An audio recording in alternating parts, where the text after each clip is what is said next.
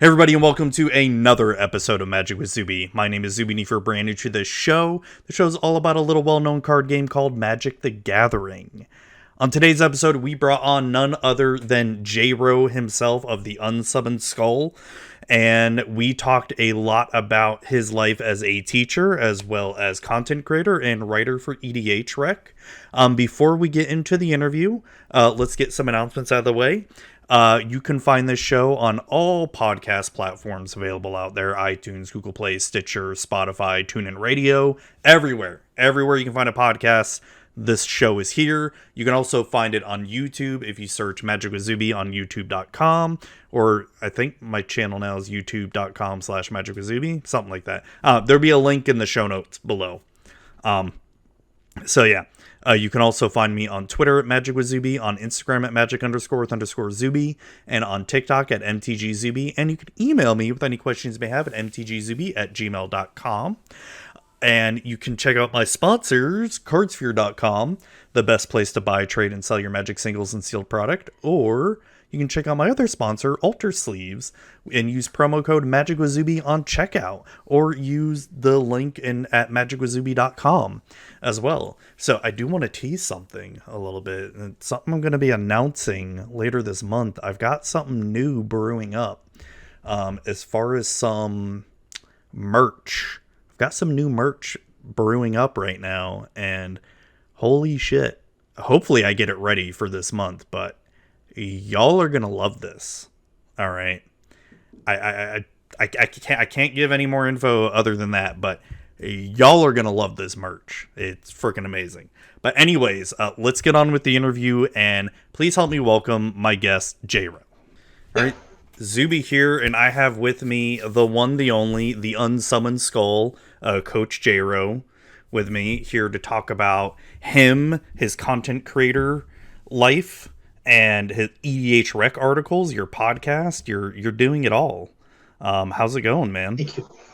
It's going pretty well, thanks. When I get immersed in something, I do it completely and in every way I can. And so, how long have you been? You haven't been at this for very long, have you? For the content creator, or how long have you been doing it? Pretty much since the pandemic. I started when it's a bit of an interesting start. So Channel Fireball did an online command fest right near the beginning of COVID, Yep, I June remember about 2 years ago, and I was one of the people who got a feature match. Oh, nice. So Sheldon, Shivam, and Nelson Salahook. And the deck tech that I made for myself, like the mini deck tech, I really had no idea what I was doing, but I made one about an immersive deck, an immersive theme deck that was Night of the Living Museum. Okay. So the idea was that every card in the deck was capable of being animated in some way and becoming a creature, either by my doing something, or in most cases, like with the hidden and veiled enchantments, when the opponent does something. Yeah. So it really felt like they were walking into the different traps and exhibits at the museum and setting them to life as they did. Well, that's cool. So it was a lot of fun. I wound up winning that game. And at that point, I decided to create my own setup. That game was particularly chaotic because I had to make my own setup on short notice because I didn't know how to spell table. So my rig at the time was an overturned plastic container, 2 boxes with books, with a duct-taped selfie stick, and Nice. my phone without being plugged in. I wound up winning with my phone at 1%. Awesome. Since when I started streaming and I wanted to do some more Commander content, I got in a longer cord for my phone so I could keep it plugged in and keep it on there so I wouldn't run out of charge and get in that awful scenario. But I also ran into the issue of, well, I still live with my parents. So I'm working on getting out of that situation, but I sometimes would need to use my phone, and it couldn't be a phone if it was also being a webcam. Yeah. So I eventually subbed out the phone for a webcam, and that's my current setup, and it really hasn't changed much since then. Well, nice. But yeah, initially when I got into content creation, I was streaming Arena because that was what I kind of knew, what I could find tutorials for, but it was kind of lonely. Yeah, it definitely gets lonely. When you're streaming Arena, there's not much of an audience, and it really doesn't feel like you're playing against anybody either because there's no communication with the opponent. So the it got back to in terms of my mental health journey, it got back to some of the negative feelings that I used to associate with video games. Really weird. I'm a streamer. I have all these different associations with gaming, and yet for quite a while I hated video games. I mean, I think that happens to anybody. I've gone through those phases. I hated them in particular because there would be mostly one-player games, and I would like go over to a friend's house, and they would play the game, and maybe they would hand me their controller, but for the most part, it was just watching people play. Yeah. And that for me wasn't really all that fun. So when it was just me alone playing, it just didn't feel worth it. Mm-hmm. So that's when I decided, you know what, I'm gonna focus on multiplayer games, Commander, Oathbreaker. I'm making my new format called Arsenal, because that way, even if nobody's watching, I know at least 3 people are there. Yeah, and they're at least having some fun too. Yeah. When I started streaming, the games weren't always weren't always nice and balanced. There was a particular server that was free to play that had their own moderation, but the moderation didn't necessarily work every time.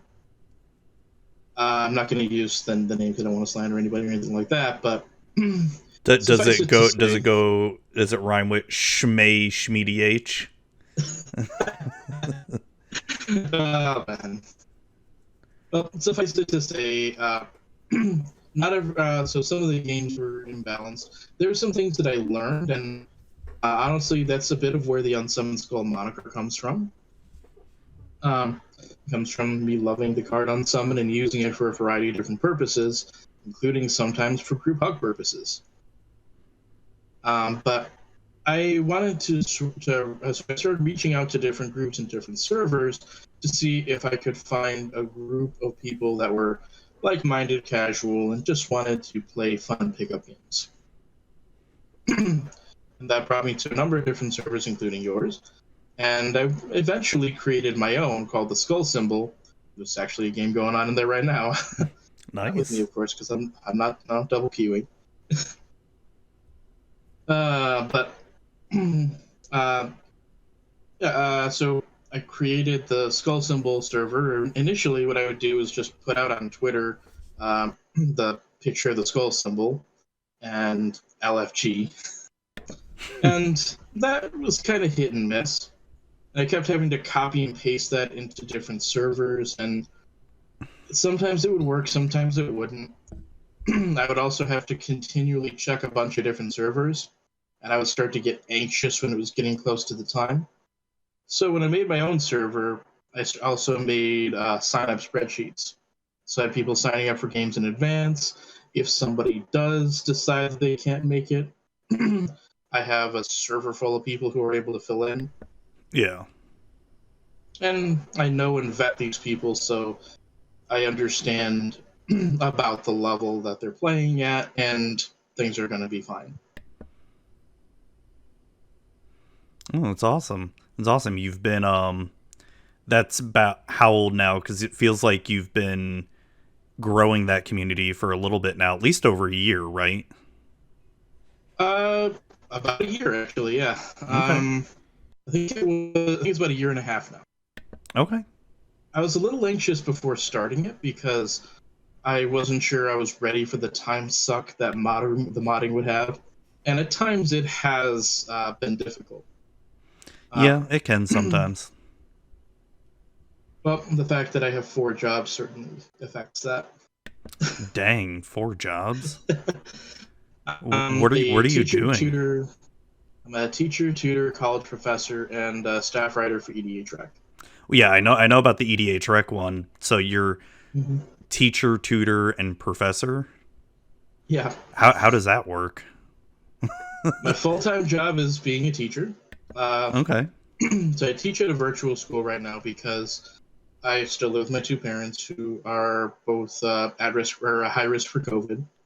So I can't easily go in person. Um, and so I teach at a virtual school. That's my full-time job. I tutor. Right now, I tutor for a company that has me go in for usually 4 to 6 hours after school is over. I also tutor weekends and over the summer. Okay. I'm in the process of switching to a different one that would allow me to set my own hours and would have a slightly higher pay rate, which is part of what's necessary to have me move out. Yeah. And then I am a college professor for Madonna University, where I teach statistics as well as different education related classes and workshops. I've been teaching there for a few years now. My mom actually teaches there too, and we have co taught some classes and workshops. Well, that's cool. Usually, my best memory as a teacher, although there have been a lot of them, and I've bounced from school to school. My favorite memory in terms of like being a teacher, tutor, professor, and such has been there was one Mother's Day when we got to teach together. Oh, that's sweet. That's awesome. Oh, that's cool. So, how do you find the time to do anything else? Well, that has to do with being organized and segmenting things. And I took some time off from streaming recently. I took about 2 to 3 months off, uh, just because I was having difficulty balancing. And my teaching job has different requirements than my job did the year before. So the previous year, my teaching job was primarily clerical. I would Okay. have office hours, but it was mostly keeping tabs on students and sending out routine things and paperwork and such. This job, I had not in person classes, but live sessions that I would have to plan and execute. So I'd had to be in a certain place at a certain time, which was a little different from the previous year.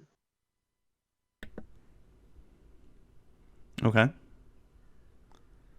But otherwise, using spreadsheets, using Google Calendar, trying to keep everything in check and give everything its own place. Um, that actually has been a little bit of a difficult thing in terms of giving everything its own place. Used to be a Yeah. chef, mise en place, right? Uh, but I now have a significant other, um, and one of the things that we've had to work out and talk about is she am I sort of working her in and giving her a place, or is she being integrated properly into the other things that I do? Yeah, that's a tough one, man. I've been married. Oh God. Going on 13 years, and even 13 years, we've been together 16. It's yeah, that's always a struggle, no matter how long you're together with someone, especially as life gets crazier and crazier, and so yeah, it's always trying to make sure, you know, even if you have to schedule time, it's my wife and I will at least once a month try to go out on a date. But now that the kids are getting older, it's getting a bit easier though, at least to be able to go out more. And one of the things that I built into my streaming is every other Saturday we do Two-Headed Giant together. That's nice. In addition to having them on some of my other streams and the more regular weekday ones, there's one that's just special, me and them as a team, which That's always awesome. feels nice. Yeah, my wife used to play EDH. I can't get her to play Magic anymore. She just has no interest in it. All she would ever play Yeah. was Slivers. She would never want to play anything else. Yeah, yeah. I mean, there's a sliver of hope there. Anyways. But uh, no, but that's awesome though. Yeah, I don't know how you do that. Like being teacher, like basically having 4 jobs. That's crazy. I've got one, and that takes up so much of my time. But one thing I wanted to ask with your teaching, has it? How long have you been doing virtual for? Has it only been since the pandemic, or? yeah.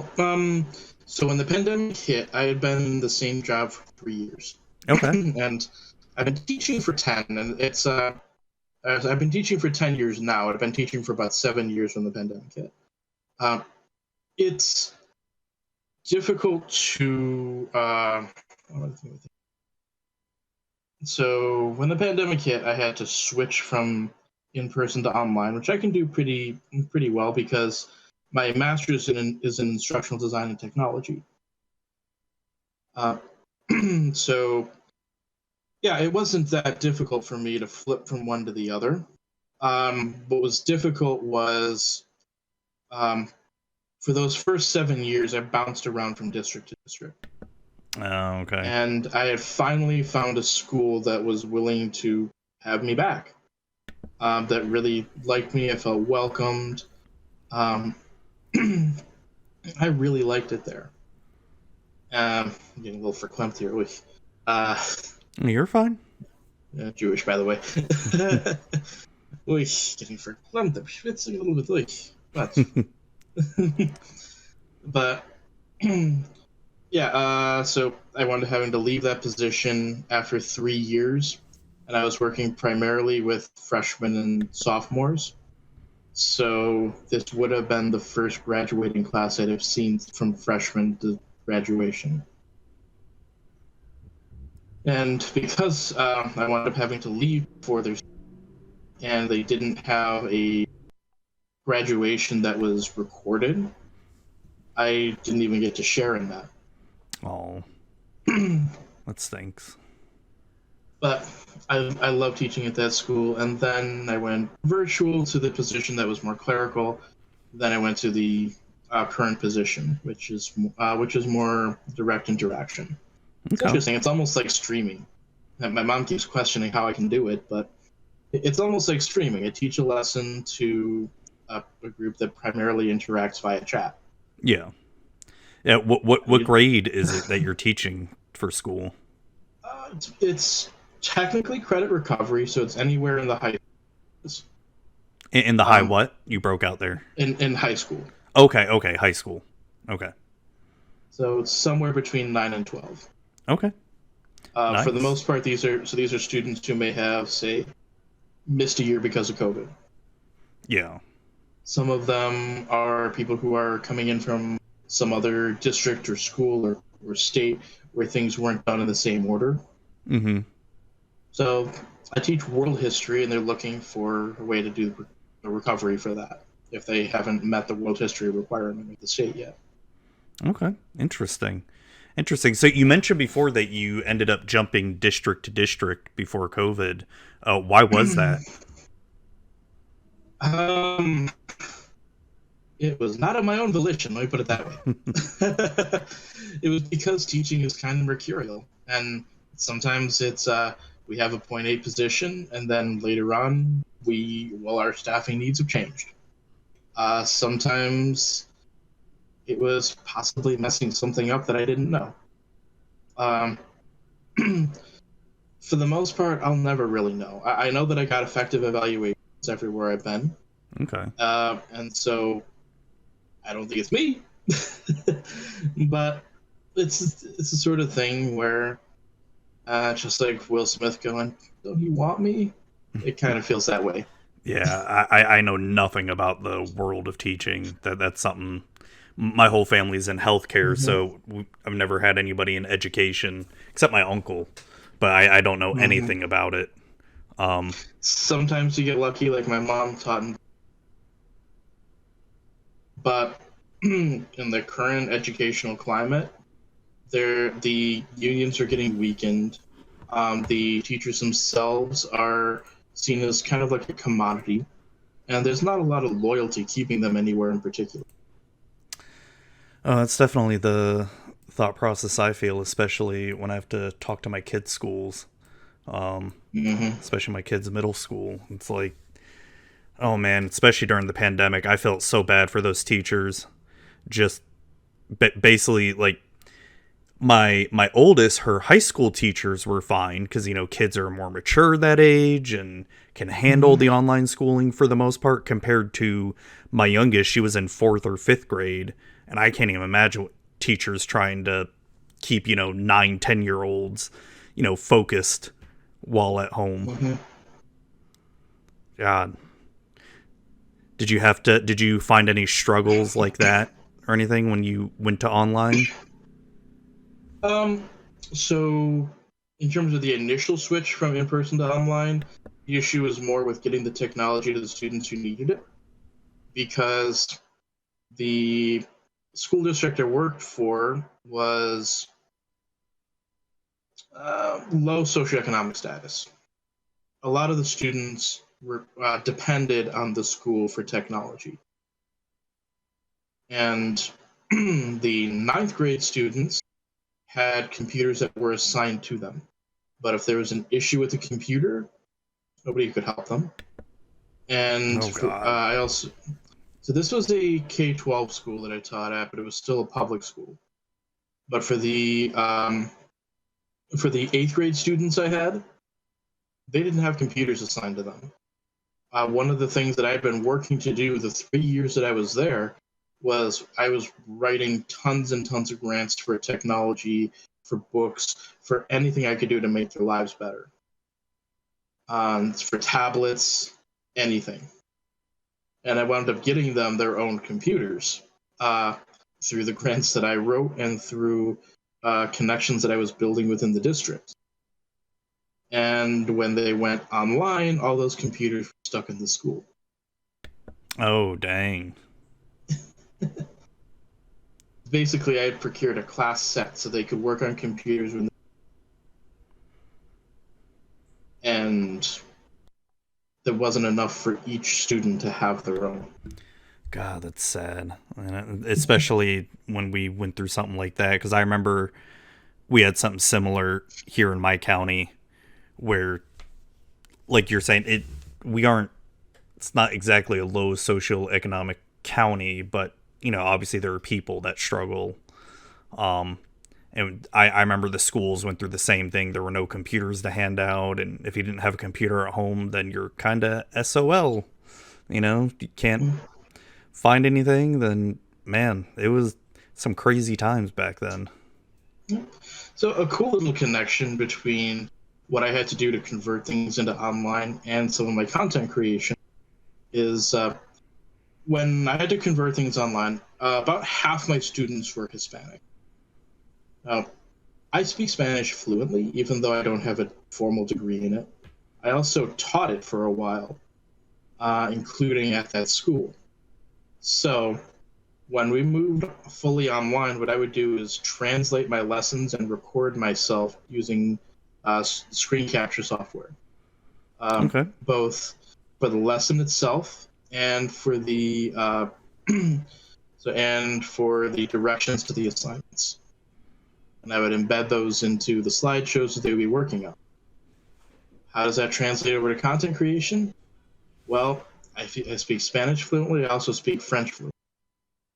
So so there's a new writer for EDA Trek. Her name was Philomen, and so I managed to fill in Philomen using French, and also got Philomen in touch with Neil Royal and Davy Jones, who are both Quebecois, because I speak French. Well, that's neat. Uh, just weird little things like that happen. Yeah. And also the benefits of knowing multiple languages. So are those the three languages, the English, French, and Spanish? Some Japanese as well, and there was a time when there were Japanese. Actually, I still have it on my keychain. They were kusatsu.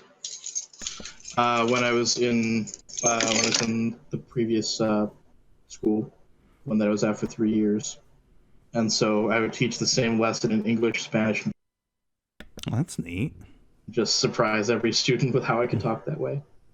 But actually, I learned Japanese because one of my first jobs was a teaching in parochial schools and for what's called a shared time program. Okay. So within a certain public school district, they would contract out to a bunch of different schools. And so the same teacher would work in like 7 or 8 different schools. There was a time when I worked in 5 different schools in 5 different cities in the same day. Oh, wow. Basically taught out of my backpack. Sounds like it. One of them was a Japanese where I was teaching computers. Okay. Now, I didn't know the grade. So in terms of me being ambitious, I had heard one of my long-term sub positions was coming to an end. And I wasn't sure if I was going to have consistent work again.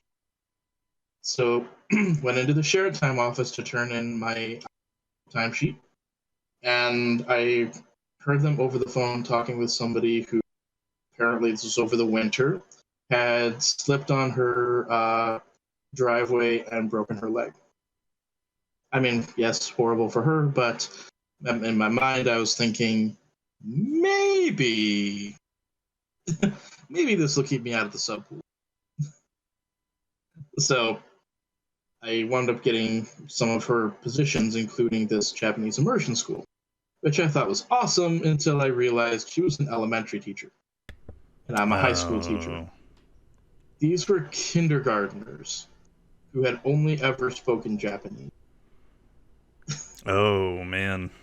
So they knew as much English as I knew Japanese. Thankfully, though, I watched Naruto. Why is that important? Well, Naruto Tail Beast taught me how to count. And how do teachers get attention?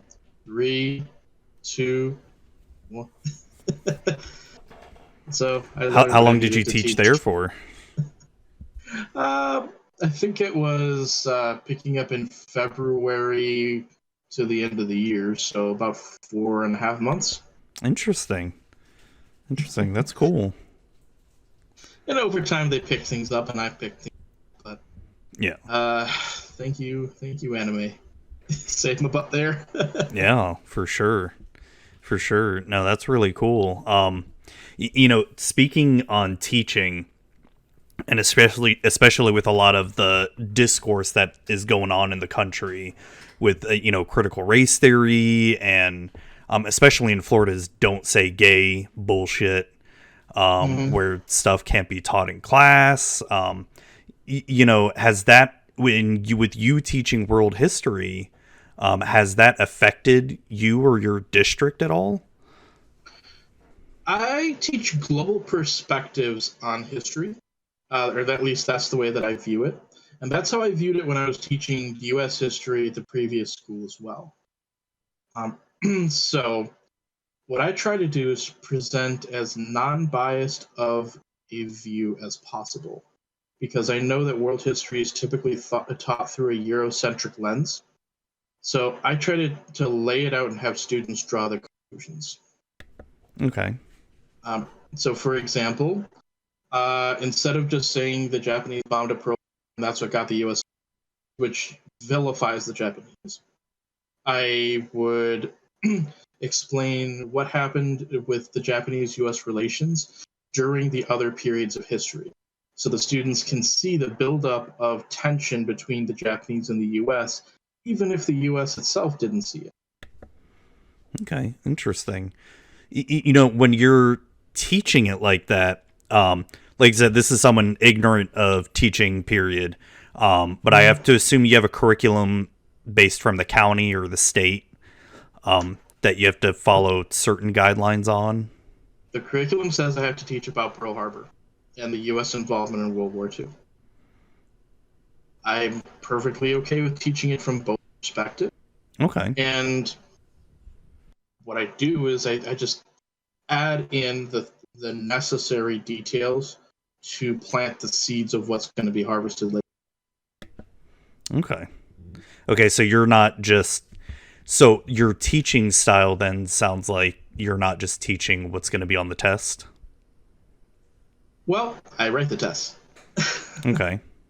I write the tests that make the whole class fail. I'm kidding. No. So But is that typical for most teachers that they have to write the test, or is there sometimes where the state or county gives you these tests, or how does that work? the neat thing about not teaching language arts math is that anything that I do is going to be something that is not like hugely focused on. So social studies and science have the benefit of not having as much oversight as language arts or math. So what my school cares about is that I'm teaching students critical reading theory. Oh, wow, that sounds terrible because it sounds way too close to the other thing, but Yeah. critical reading, so basically critical reading strategies, um, so that they can do better in English. Because English is what the school's graded on because that's what's on the SAT. Okay.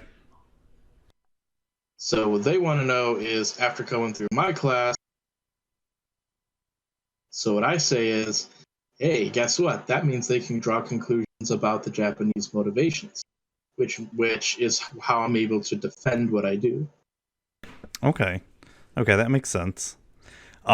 Is that you pretty much have free reign over that throughout the whole year in terms of making the test? Um, they did have some things that previously existed, and so I try to honor what they already had, teach to the students that I have. There's some things where um, I have to cut some things because a particular school that I teach at uh, operates at a faster rate because it's credit recovery. Okay. So there are some things that I cut, and there's some things that kind of cut, but there are other things that I'm able to add in as a result that might speak to the student's experience a little bit more. Okay. So staying on world history here, when you're creating the curriculum for the year, at this point in your career, are you still changing it up, or you pretty much have it set in stone of what you're going to do for like each 9 weeks or each semester? How does that work? Um, well, again, I've been bouncing around, so I'm trying to settle in, hoping that this year I don't have to reinvent the wheel and I can focus more closely on developing the relationships with students, unlike last year where I was having to design the curriculum, write the tests, and such. Um, I still need to do a little bit of work over the summer with regards to adjusting some of the lessons to make them better, maybe adjusting some of the quizzes to make it slightly lower. It's called DOK or depth of knowledge level, because that's one of the things that was requested of me. I would rather be too strict than dial it, than start off too lenient and try to tighten up. That makes sense. Okay, I understand that. So I'm starting off a little too high level, and I might need to loosen up a little, Okay. but I'm okay with that. If I'm being told that I'm too challenging, I'm okay with that. If I'm being told students are passing and they don't feel like they're having to work hard, I'm not. Okay. So one thing I'm working on is adjusting the level to be more appropriate for the students, as well as making things a little bit more user friendly. The other thing to work on for me is coming up with different ways to assess students that other than just tests and quizzes. The reason why I use the tests and quizzes as a base is because the tests and quizzes that I write are very similar to the ACT and SAT style questions. Okay. I do this because I've been tutoring. So when I mentioned a tutor company for 4 to 6 hours a night, I'm usually tutoring the SAT or strategies to help students do better on the SAT. I have been immersed in these questions for about 10 years now. Makes sense, because it gets hard to try to detach yourself from that kind of style of questioning. I'm not necessarily wanting to detach myself from my students. So when I'm working with these students, they're the types of questions that quizzes are about SAT level. And what I do is we go through those questions in class, and then they do those same questions for a quiz later. I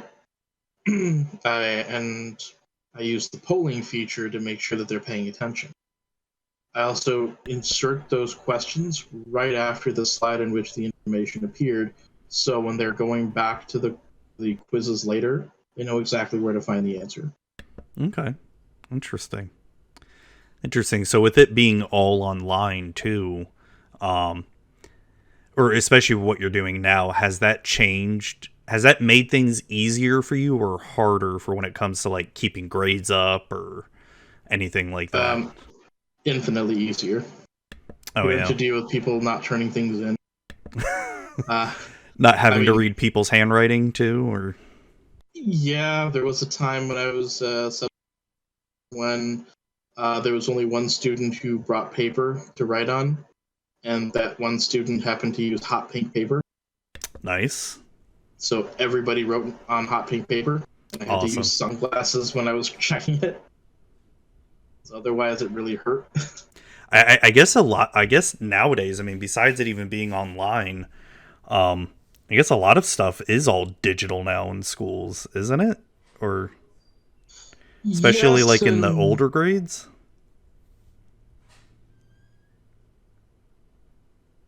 Yeah. So is everything digital? Yeah, a lot of things are going towards digital, and people usually have some semblance of technology that can be used. Yeah, I can only. God, thank God they didn't have smartphones when I was in school. I would have failed so miserably. And thank God, because our county has a website where I can log in and see every single bit of work that my kids have done. Yeah. And thank God my parents never had something like that when I was in school, because I would have been, Mm-hmm. I would have been grounded so much. Even though, I passed and all that, but still, especially in middle school, I was a horrible kid in middle school. I was kind of similar. So my sister got straight A's and went to Michigan, or went to the University of Michigan, and was kind of like the golden kid. Yeah. I got B's and C's and went to Central. Yeah, but you got your master's degree. That's nothing to sneeze at, though. Yeah, and I still live with my parents, so it's doing a lot of good, eh? I mean, I've got a 18, almost 19-year-old, and I don't see her leaving anytime soon. It's just freaking crazy just trying to live on your own nowadays. It's like my dad tells me stories like how he moved out as soon as he was like 17, 18, only paying like $80 a month in rent. Like, yeah, that was back in 1970 something. All right. Yeah. You also don't know how much he was making, so it could be similar. Probably some minimum wage job he had. Probably, but whatever. It still could have been tight, but I don't know. Yeah, I know everybody has their own problems. Oh yeah. But it's not easy nowadays. I mean, it's friggin' tough. Mm-hmm. I've been working to set this up for a while. Eventually it'll happen, but for right now, everything I own. Yeah, I mean, Hopefully it doesn't look too bad on there. No, it's fine. No, but I mean, that's just life. It happens. you know. But no, it sounds like you've got a lot of good stuff going for you in terms of just teaching. It's pretty admirable that you're still doing it, and because it's something that it's a lot of times it's a thankless job that needs to get done, and Yeah. it's the way teachers are treated in this country is absolutely abhorrent. It's I don't know. It's just I respect people who can stick with it, because damn, I don't know how. I'd go crazy having to deal with kids like that all the time. Snotty teenagers and hormonal teenagers, and yeah, no, I'm good. I'm good. Yeah, I can see that. Yeah, so um getting into back a little bit into content creation here. You are now an EDH rec writer, which congrats on that. That's no Thank small you. accomplishment. Because EDH rec is like the number one EDH site that people go to pretty much. So tell me, how'd you manage to get that?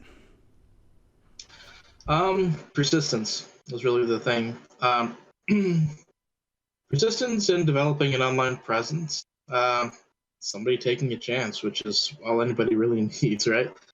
Yeah. But essentially, what happened was, so I applied before I started doing content creation, about a year before the pandemic, and I submitted one idea, and I never really heard back. And honestly, I felt a little hurt. But I mean, there's a lot of things that are going to slip through the cracks, and they probably have a lot of people applying. Um, so I tried again.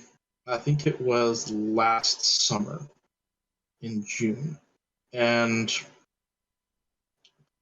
I actually got to the point where I could submit different ideas. So I figured if I have someone's ear, I might as well talk it off. Yeah, for sure. Worst thing they can do is say, you know what, we don't like any of it. But if I do a scatter shot like that, there's bound to be something. Yeah. And there was, thankfully. So I wrote a practice article. And then after that, it took a few months for me to hear anything. But I was persistent. I sent an email roughly every 2 to 3 weeks just to check in, see how things were going. And when that happens, when I do that, I don't usually directly say, okay, how are things going? Am I moving along? Have you forgotten about me? Things like that. But I usually say, okay, how's it going? How's life treating you? How's the workload? Everything okay over there? Things like that. Showing that you care about them is going to give a lot more likelihood to getting something that you want than like making demands or pressing them for information, even if that's kind of the subtle thing that you're doing. Yeah. So eventually I got the first article published. I think that was the first one. I'll have to look back and see exactly. Yeah, I think you're right, because I was taking a look at some of them.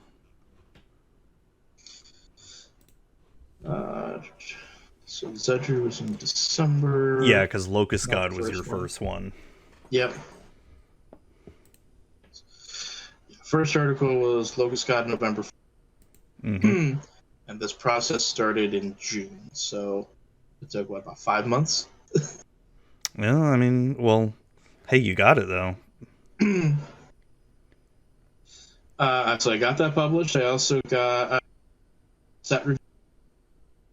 Trying to, so that was when somebody gives me, or somebody takes a chance on me, I try to do everything possible I can. Sometimes it's a little overbearing or overwhelming. In their case, because I was already working 4 jobs and was having some difficulty making the deadlines that they had for me, because I was overwhelming myself. He said, "Come on, take a breath, take it easy. You don't have." One of the bigger things that I was told was, "You don't have to prove yourself here. You already did that." that was an important thing for me to hear because I'm used to constantly having to prove yourself, Yeah. especially with being a teacher. Because you get observed every year and evaluated every year. So anytime somebody's there, you constantly prove yourself. But that was a big thing for me to hear was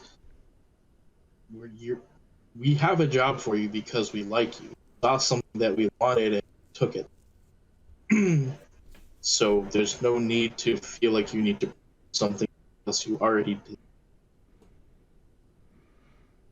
Well, that's nice of them to say that. I mean, it's important to hear that.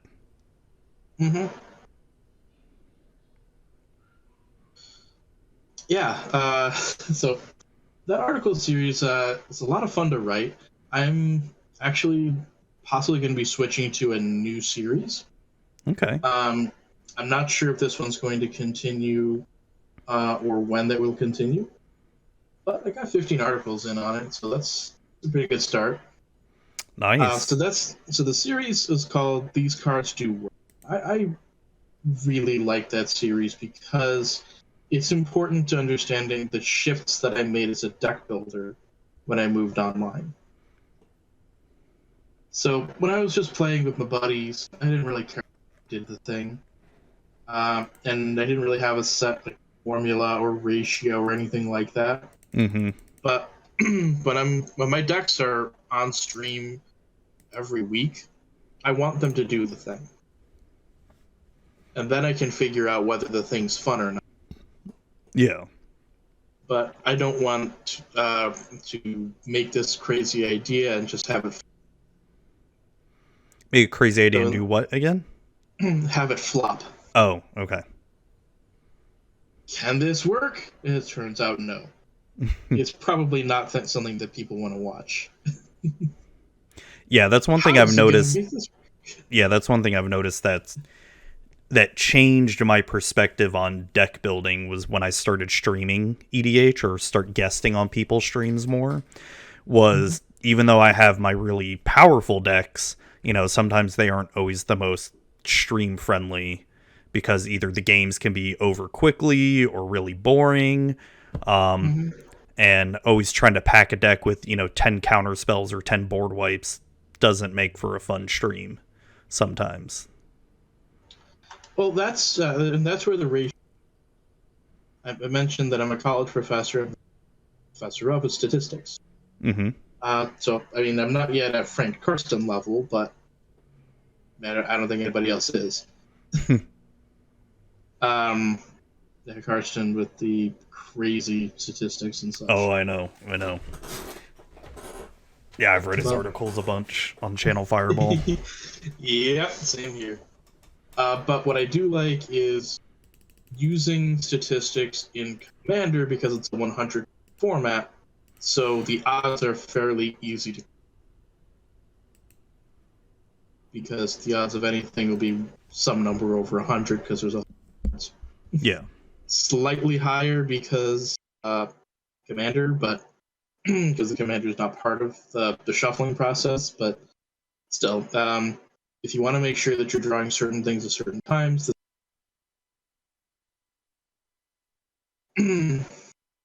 Okay. Yeah. No, I'm fine. Sorry. No problem. Had to try to stifle a yawn. No problem. It's been a long day. Oh yeah. I tutor full time over the summers. Oh yeah. No, this is my first day back at work. Nice.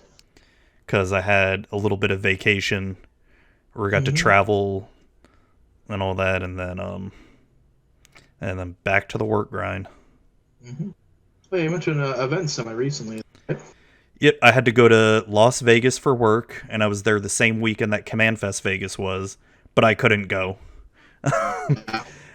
I could not go, and I was there for work. But there was one I think that you did get to go to. Yes, Command Fest Philly. Richmond? No, Philly. You went to Philly? Okay. Yeah. Oh, just trying to. Yeah, that was a lot of fun. Yeah. Okay. Nice. Yeah, I want to try to go to the Magic 30 for Vegas Mm-hmm. If I can swing the budget, we'll see. We'll see. I may have to sell There, off some cards and all that. yeah, there was an outside chance I might have been able to, but that's coming up I think next weekend, so that's not happening. But what would have to have happened would be that I'd have to make out first. Yeah. That hasn't happened yet. Yep. Back to where we were. So the article series. So the article series is broken down.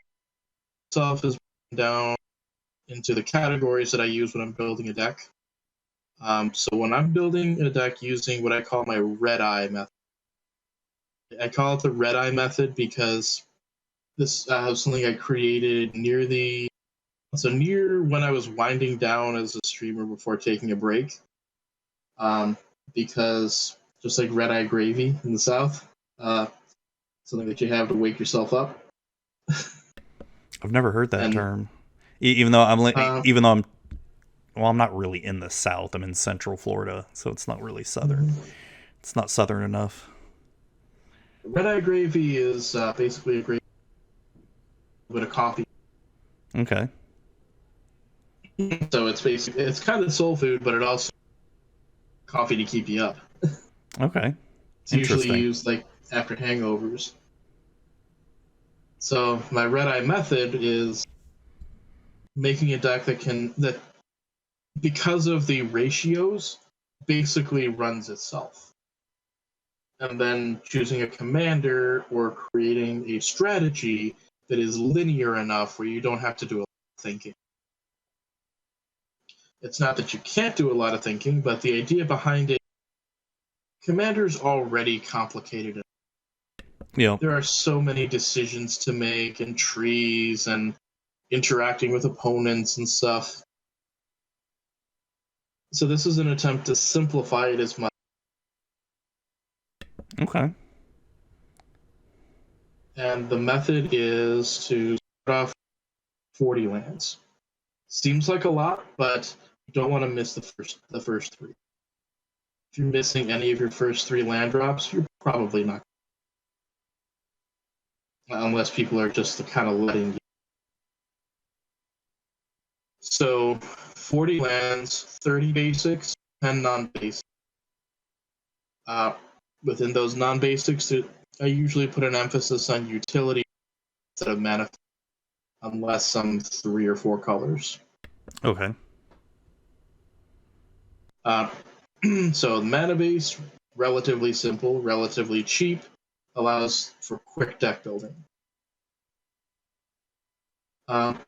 Then the ramp or mana fixing.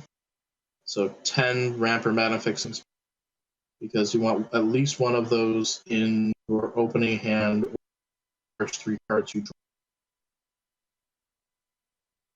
Okay. What When else? there's 10 of something, roughly you're pretty likely to get one in your opening hand, first 3 cards, and ramp is something you need pretty early. Spot removal. So this usually because of the, I try to have it be things that also have synergy with what everything else is doing.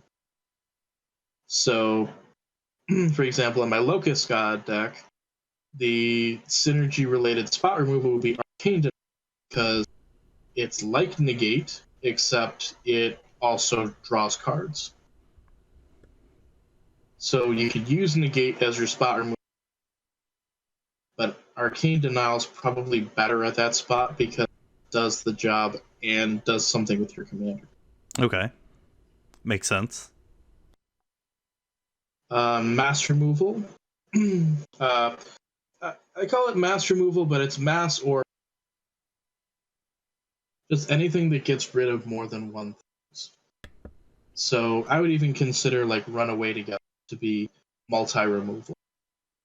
Okay.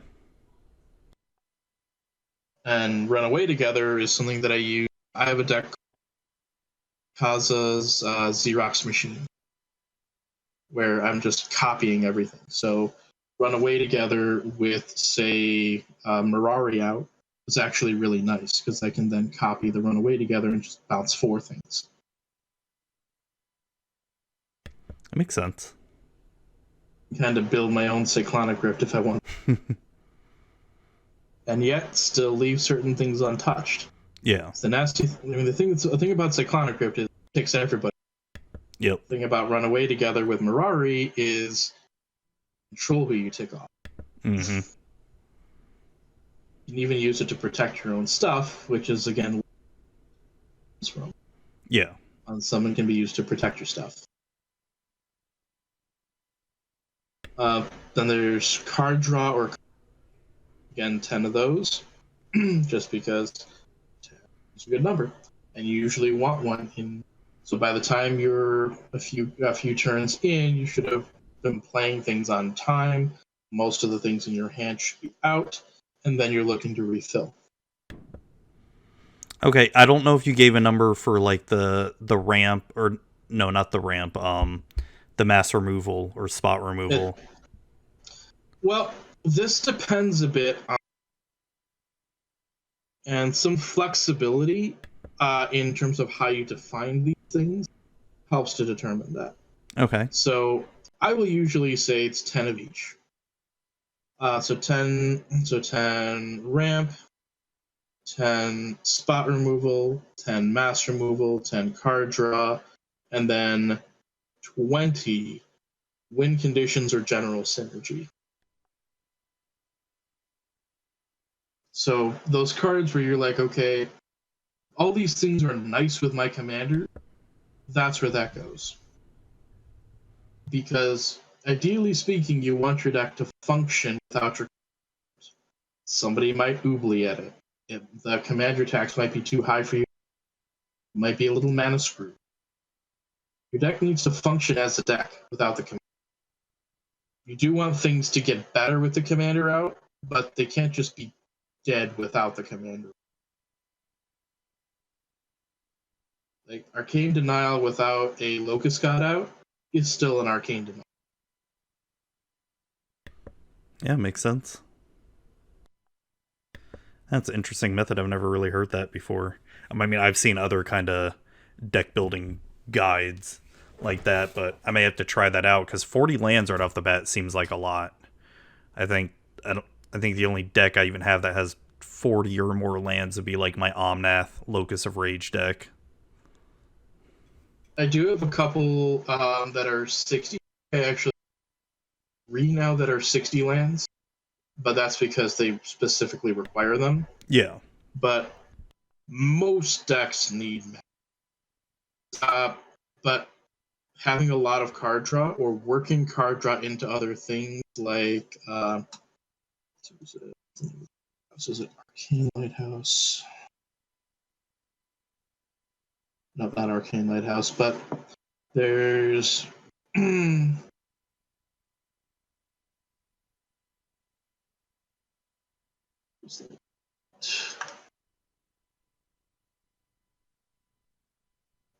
but basically like working card draw into Desolate Lighthouse. That's it. Oh, okay. So if you're a blue-red deck and you want to get through the glut of lands, you can put in. I can tell you, I don't believe I've ever lost a game of Commander to Mana Flood. I have lost a ton to Mana Screw. Makes sense. So you never lost a game to Mana Flood, but lost a ton of Mana Screw. Yeah, I mean that's like any format.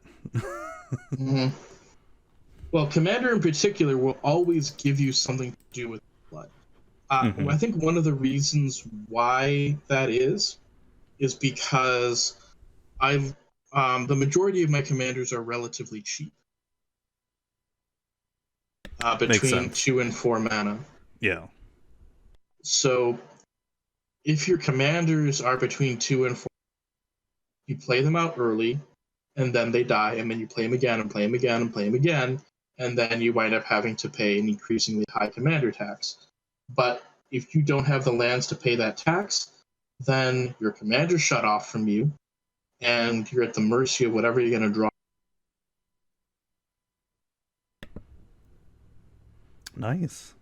If your deck's designed around a commander and only then you don't want to be short on lands. Yeah, for sure. For sure. Which is your favorite EDH deck? Well, here's the thing. I've been going through a few different. Right now, I am in what I call my kerosene and matches phase, Okay, explain. which is a lot of fun. So I went through the red eye phase of I want my decks to be straightforward, and I want them to do the thing every time. Because I want to be a better host, and I want my deck to basically just like auto run, so that I can be more in the moment with decisions. So the kerosene and matches phase is sort of group hug, Okay. but hugging only one specific resource. So, for example, I have Zero Arian Turbo Draw. So Jund Turbo Draw. But I don't give Okay. anybody any extra mana, I don't give them any extra mana, anything else that allows them to get rid of the cards in their hand any faster. And then it has every Stormseeker variant in there. Oh, So nice. I help them draw cards. I use Sign and Blood effects. I have Underworld Dreams in there. And then I start just smacking them with Stormseekers. That's awesome. God, Stormseeker. It's an oldie but a goodie right there. Well, it's one of the ways that I can turn unsummon You can turn what? into a win condition. Oh, yeah. Yeah, for sure. So that deck and I have a Kami of the Crescent. That one's Blue Burn, where it has Ebony Owl Nitsuke for the Owling Mine combo. Yeah. That was famous for. I mean, it was at the same Pro Tour as the infamous Lightning Helix Flip. Of course, they all got their butts kicked, but still, it was a fun deck, and it was one of the first decks that. So I, as a natural combo player, looked at it, was like, oh, cool, combo can compete. Dang. Also, that happened in the Pro Tour? That was the same Pro Tour where Craig Jones had the Lightning Helix. Okay, yeah, I didn't see that one. It was Pro Tour Honolulu in 2006. Oh, okay. So that was when I was making my push. That was when I was learning and started to come up with the dream of playing on the Pro Tour, which I did. Oh, that's awesome. It took a lot of work, but yeah, that is eventually got there. No small feat. That's hard. Oh, yeah. But the Kami of the Crescent Moon deck and the Zero Arian deck used to be part of the same blue-green burn deck, Simic Burn, that I was kind of known for. Okay, interesting. But I built Zira, then I built Kami, then I realized it's anything that's any different. So I eventually took Simic Burn apart. The other deck that's in that same grouping is I have a Clothis. Oh, I have a couple of decks that would be considered close to that, but Clothis is one where I was looking to hug a different resource. So that one has mana doublers and damage multipliers. Okay. So my last game with that, mana was quadrupled and damage was sextupled. Well, that's awesome. That sounds wonderful. Then I cast a Giant Assimilating Inferno. Oh, that sounds amazing. So Clothis Enchantress. Oh, I love it. I love that kind of stuff. It's like one of the reasons why I love playing my Torbrand punishment deck, where I just get all the punishment cards and Torbrand and double damagers out. So use that mana barbs and take like 5 damage each time you tap a land. I believe that was in an earlier version. There, cutting room for it, because I'm making some adjustment. I am about to make a couple more adjustments to it. Okay. But well, one of the cool things is, as I'm making adjustments to decks, and as people on the server are, every Wednesday I have streams that are work in progress Wednesdays. Okay. So that'll be tomorrow, actually. We're recording this on a Tuesday. Yeah, tomorrow as of the recording. After when this comes out, it'll be long over. Well, I mean, hopefully I'm still doing Wednesdays every Wednesday, but those are really fun streams because we don't try to balance power level at all. As weird as that may sound, we don't even ask about that. We do still have pre and post game rule zeros, but what we ask about in those rule zeros are, okay, what are what are you looking to test in the deck? What are some of the concerns you have about it? And then the post game, what did you like about it? What did you not like about it? What changes would you make? And then for the people who played them, what suggestions would you give to that person? That really feels like community. Okay, so this work in progress thing, that it's you essentially playing EDH with other people and just sort of playtesting stuff that you all have built, or?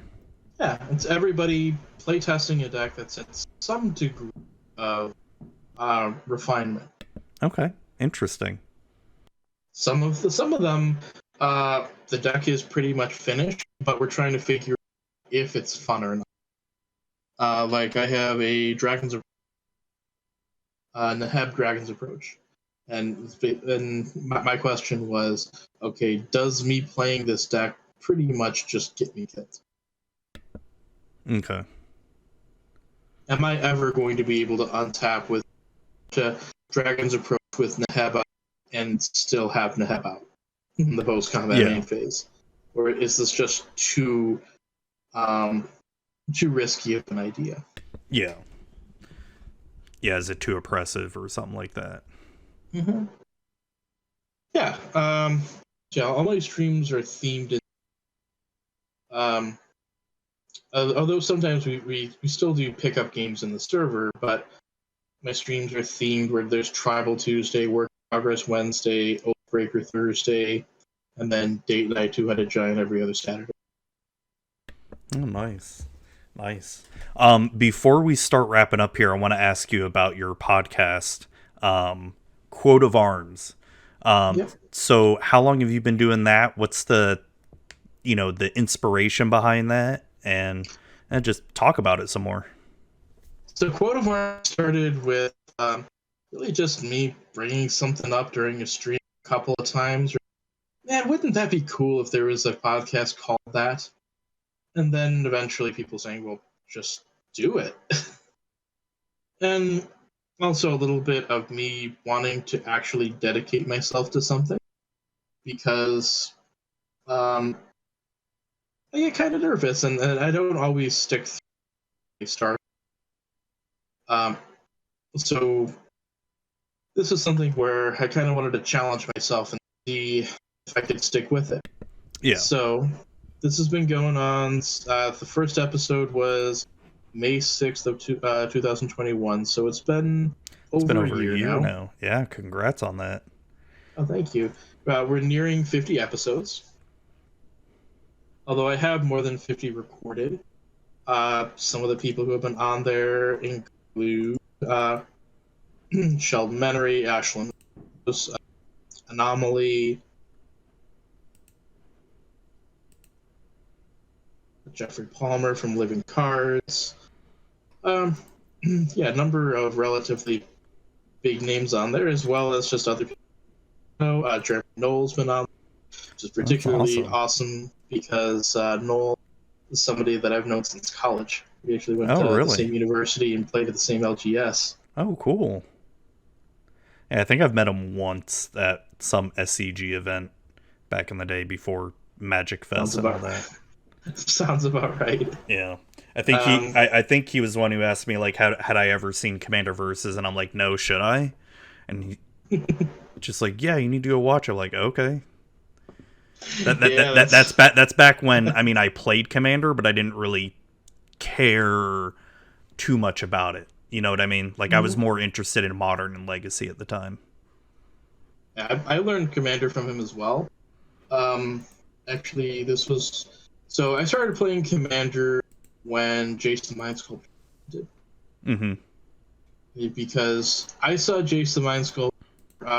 Or what I didn't understand was that they also changed the rule about timing and whether or not players can hold priority after a Planeswalker's cast.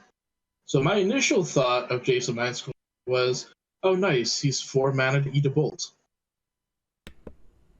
Then I realized they retain priority. Lightning Bolt will never kill him, and Yeah. yeah, you have to wait for them to zero, so they'll always get value out. Yep. When I realized that, and that basically that buying wins at that point, I just wasn't interested anymore. And there was basically no competitive that I could play because it was going to take over everything. So I saw a bunch of people playing Commander and getting tables set up in the back room. They would play between 8 and 16 people. Basically, combat was almost worthless, and we would just go until somebody infinite combo. Yep, I remember those days of playing with huge pods of table, or huge table pods. Yep. Huge tracts of land. Yeah. So what was the inspiration? So you told me the inspiration of Quota Arms, basically based on your stream, and then bringing more people on there.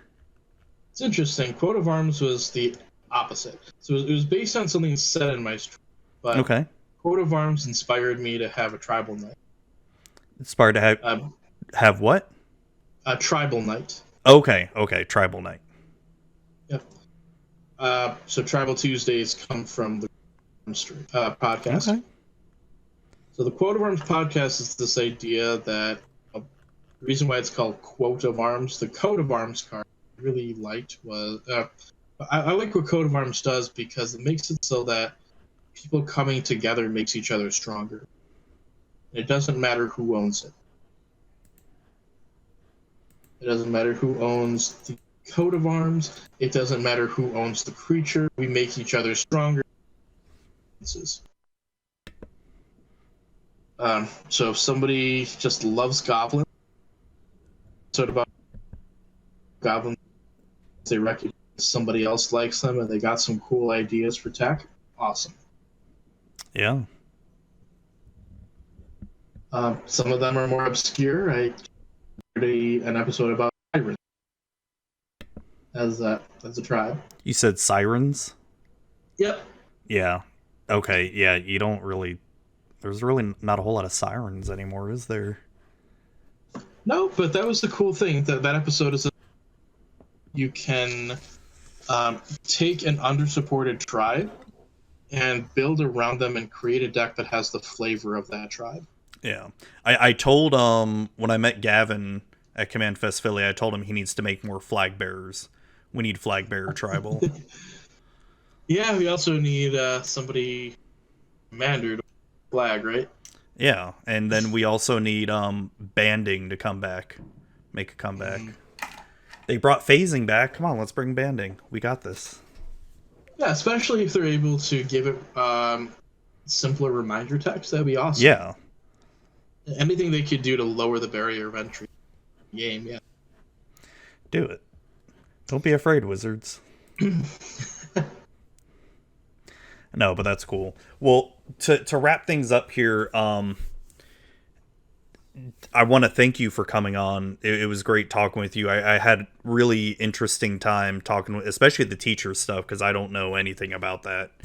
I always like learning about stuff I don't really know much about. So before we wrap it up here, do you want to give any shout outs or shout out your stuff, where people can find you, Anything like that? Okay. Well, I am on Twitter at coach_J_O. Coach comes from the fact that I used to play and coach football. Won a state championship. It's a fun time as a coach. You can find my streams at twitch.tv/unsummoned I run the Skull Symbol Discord. I have the Quote of Arms podcast on most major places, but additionally on Acre. And I have a YouTube channel where I'm starting to slide over the Quote of Arms podcast into a visual format with the help of Crow from Children of Alara, which is a group that I'm part of as well. And that is that's a fun work in progress as well. That's cool. To slide it over into the visual format. Yeah, it's not easy. It's my YouTube channel barely does anything compared to my audio because I've been audio first forever. But I have a few dedicated people who only watch video. They refuse to watch or listen to my audio. So it's pretty much I only have the YouTube channel for them. Nice. I've been working on building the YouTube. I have some ideas for short form content, but it kind of makes me a little anxious because everything has to be captured within a minute. Yeah, and time too. Like I just don't have the time to really do much of any other kind of content. Oh yeah, and that's the sort of thing that people don't realize. Just thought and planning goes into 1 minute like that. Yeah, that too. And really the anxiety part. Yeah. For sure. No ums or throat clearing or anything. Yeah, I sometimes do. I still do the ums and uhs and don't even realize it, but whatever. I don't care. So, all right, anything else you want to shout out before we wrap it up? I'll shout out the folks at ED. So some of the so I have some frequent collaborators. So on my skull symbol, I have Elder Cleric Seraph 6 is awesome. Logan is awesome in helping with moderation, as well as Zynum. So Zynum has been a friend since basically I started. One of the moderators on the constantly reminds me to get some sleep. Yeah, that is important. Yeah. We'll probably laugh when you say that because it's a running gag. Yeah.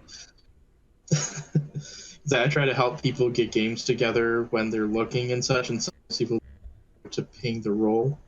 And so, like 2 or 3 in the morning, I'm telling them, "Yeah, you're ping the roll," and Zynum says, "Get some sleep." Yeah, forget about it. Just sleep. And want to look for games? Just go on Spell Table or Magic Online. No, what's happening is facilitating them even in bed. Yeah.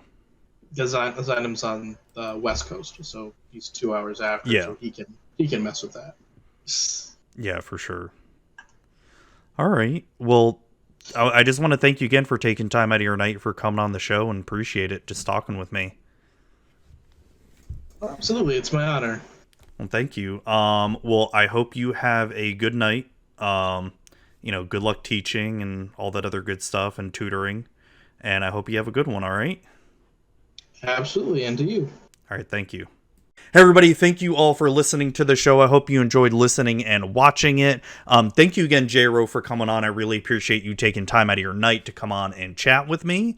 And thank you all for listening, watching as normal. You're all great and amazing. And like I said at the beginning of the show, I've got some new merch that's being worked on, and holy shit, I've seen the logo design and the playmat design. Oh my god, it's amazing. You're gonna love it. Thank you again. Check out my sponsors, Card Sphere and Alter Sleeves. Love you all. Good night.